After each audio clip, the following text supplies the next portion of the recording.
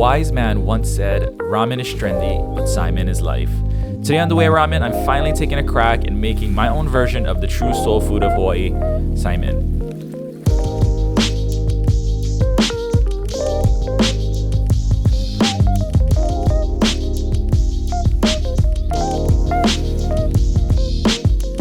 So after my nostalgic and emotional Hamur Saimin experience, which I talked about in the last video, I set out to make my own version of Saimin using some more commonly used ramen making techniques. I started with the noodles, and I tried to think about what characteristics in a noodle would make for a great bowl of Saimin.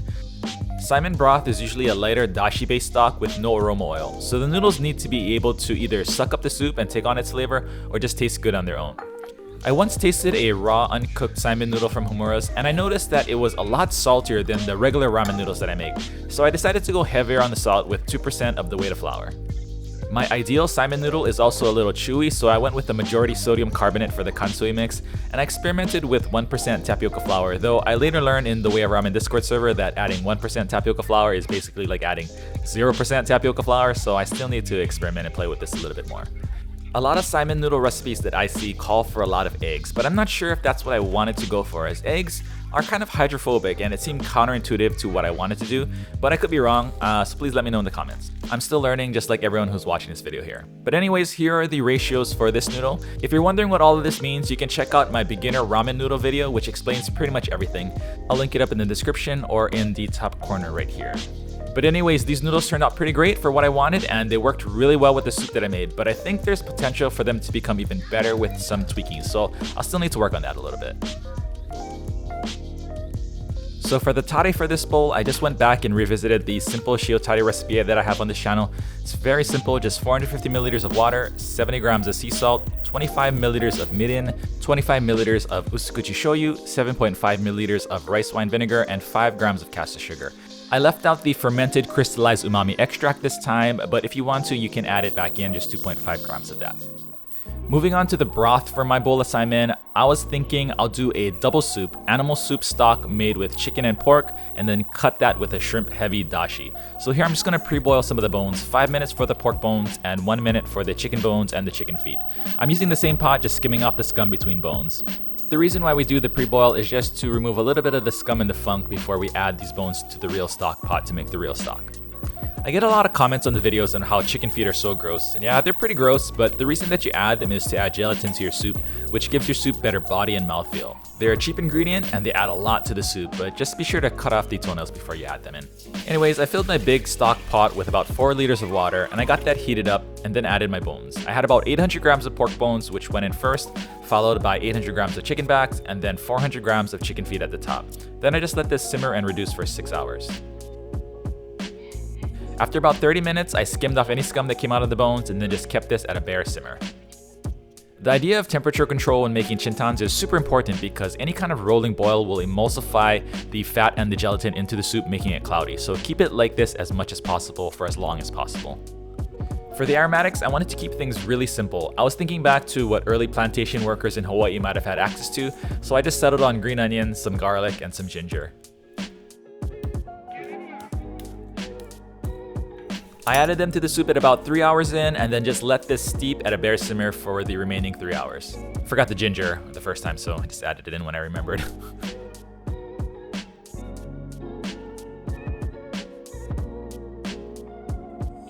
After 6 hours of total cook time, I strained out the soup. And again, I do it like this, one ladle at a time instead of just pouring out the soup, because I find that this method helps to maintain a little bit of the clarity.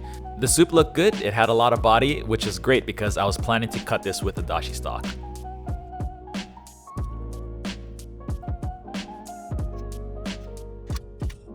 So once I had all the soup strained out, I portioned it out to 300 milliliter servings and let this cool overnight. This is only because I intend to do some testing with the dashi ratios the next day, and I didn't want to heat up the whole pot, so this is actually completely unnecessary if you're just making this at home to eat. And speaking of the dashi, the next day I got 1 liter of water and added about 15 grams of kombu, which I made some cuts into to help with the extraction, 4 shiitake mushrooms, and I actually think 4 shiitake mushrooms was a little bit too much, maybe I'll go 2 next time, and a 2-ounce bag of dried shrimp. I let that steep on the counter for a few hours, and then I heated up the pot on low heat and extracted the dashi for 30 minutes. At 20 minutes in, I pulled the kombu and let everything else just simmer for the remaining 10 minutes or so.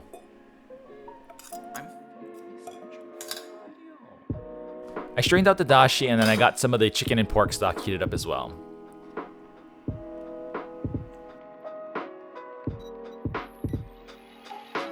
Once the soup was hot, I did some tests with the ratios of dashi to stock with the tare, and I also did some tests with things that people usually add into saimin like chili pepper water and white pepper. And I think to me, that's what truly separates saimin from ramen. It needs to be able to be eaten like saimin, finished at the table by the customer with things like this. So once I got the ratios kind of figured out, all that was left was to prep the toppings.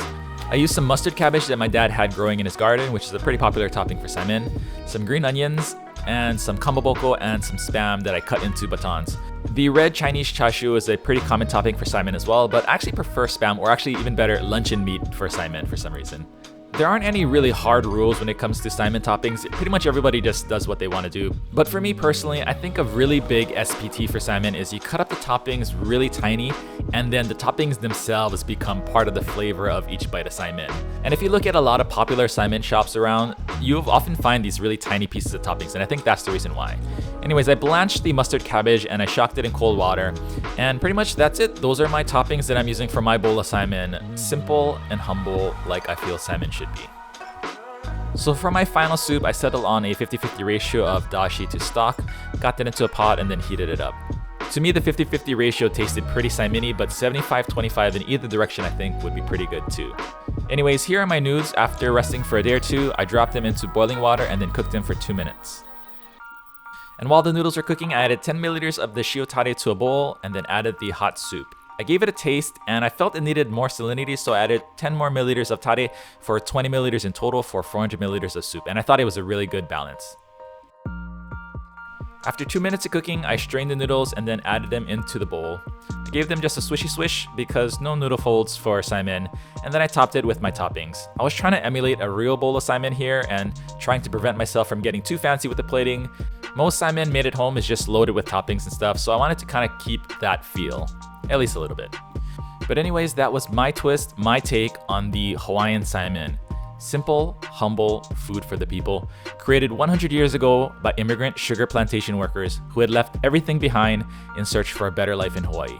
The legend goes that saimin came about by communal sharing of food between these immigrant camps, and I don't know if that's true or not, but I think the story lives on because it speaks so deeply to what makes us all human.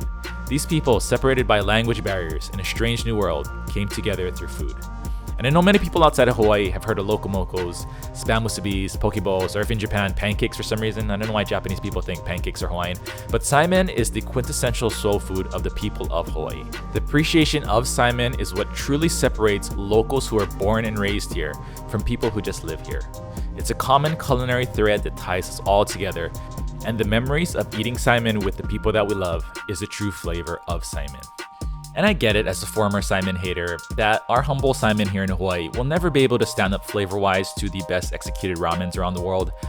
But on the flip side, even the most perfectly executed ramen can never be saimin. Ramen is trendy, saimin is life.